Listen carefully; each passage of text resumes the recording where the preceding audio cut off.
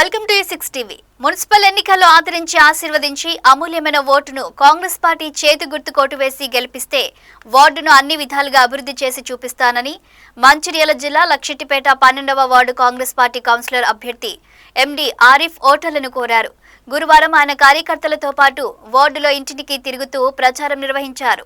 రాష్ట్రంలో కాంగ్రెస్ పార్టీ చేసిన అభివృద్ధితో పాటు ఎమ్మెల్యే కొకిరాల ప్రేమ్ సాగర్ రావు లక్షెట్టిపేట పట్టణంలో చేసిన అభివృద్ధిని ఓటర్లకు తెలుపుతూ ప్రచారం నిర్వహించారు.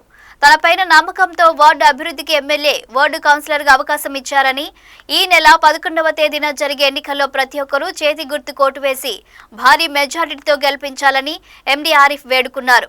గెలిచిన వెంటనే వార్డులోని సమస్యలను పరిష్కరిస్తానని హామీ ఇచ్చారు. ఆ విజువల్స్ ఇప్పుడు చూద్దాం. లక్షపేట మున్సిపాలిటీ 12 వార్డు అభ్యర్థిగా మా సతీమణి పర్వీన్ సుల్తానా ఆరిఫ్కు బీఫామ్ ఇవ్వడం జరిగింది.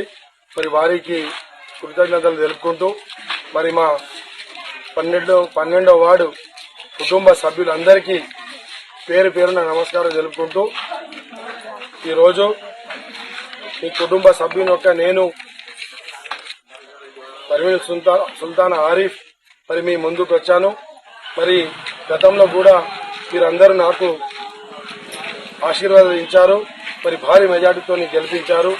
మీ అందరికీ పేరు పేరున కృతజ్ఞతలు జరుపుకుంటూ మరి ఈరోజు కూడా మరి అదే స్థానానికి మాకు రిజర్వేషన్ అనుకూలంగా వచ్చింది.